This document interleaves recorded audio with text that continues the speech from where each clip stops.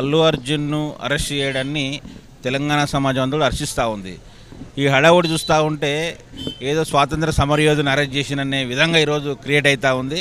నిజంగా ఇంతకంటే గొప్ప సినిమా తీసిన జైభీమ్కి ఇంతవరకు అవార్డు రాలేదు భారతదేశంలో. కానీ ఈరోజు పుష్పకి ఇచ్చిండ్రు, ఆయన జాతీయ అవార్డు ఇచ్చారు. ఇంతకుముందు ఒక ఆయన డ్రామారావు ప్రెస్ మీట్ పెట్టిండు కేటీఆర్ గారు, జాతీయ అవార్డు గ్రహీత అరెస్ట్ చేసినంటే జాతీయ అవార్డుకి అయితే తప్పు చేయమని చెప్పిండా. తప్పు చేసినవాడు మీ ప్రభుత్వం వెనకేసుకొచ్చిందేమో, కానీ ఇప్పుడున్నటువంటి తెలంగాణ రాష్ట్ర ప్రభుత్వం ముఖ్యమంత్రి రేవంత్ రెడ్డి గారి నాయకత్వంలో ఎవరు తప్పు చేసినా ఈరోజు శిక్షిస్తూనే ఉంటుంది.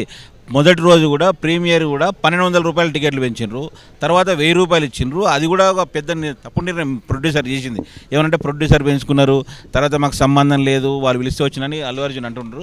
అది నిజంగా కూడా ఆ విధమైన మాటలు కూడా ఇది మంచిది కాదు. ఖచ్చితంగా నువ్వు బాధ్యత తీసుకోవాల్సిందే. నీ కొరకు వచ్చి ఆమె అభిమానంతో చనిపోతే సంబంధం లేదని ఎట్లుంటావు నువ్వు? నీకు సంబంధం లేదా? 100 కోట్ల రెమ్యునరేషన్ తీసుకున్నావు, నీకు తెలియదా? 300 కోట్లు తీసుకున్నాను చెప్తా ఉన్నాడు. ఏదో పెద్ద హీరోయిజం అనుకుంటున్నావు. అది కాదు. రియల్ టైంలో నువ్వు రియల్ టైం అలా కుటుంబాన్ని ఆదుకోవాలి, ఆ కుటుంబానికి అండగా ఉండాలి. దాన్ని బాధ్యత తీసుకున్నప్పుడే నిన్ను రియల్ హీరోగా గుర్తిస్తారు. కానీ సినిమాలో స్మగ్లింగ్ చేసినంత మాత్రమే కాదు. ఆయన సినిమాలో అరెస్ట్ చేసలేరు, నేను స్మగ్లింగ్ చేసిన అనుకోవచ్చు. కానీ ఈరోజు తెలంగాణ పోలీసులు, రియల్ పోలీసులు ఆయన అరెస్ట్ చేసిండ్రు. రియల్ లేకుండా రియల్ పోలీసు అరెస్ట్ చేసిండ్రు. తెలంగాణ పోలీసులకు ఈ సందర్భంగా మేము హ్యాట్సాప్ చెప్తా ఉన్నాం. ఎవరు తప్పు చేసినా కూడా ఇటువంటి చర్యలు చేపట్టాలని చెప్పి మేము పోలీస్ డిపార్ట్మెంట్కు విజ్ఞప్తి చేస్తూ ఉన్నాం. ఖచ్చితంగా కూడా ఇటువంటివి జరగకుండా ఉండాలంటే ఖచ్చితంగా ఆయన అనుభవించాలి.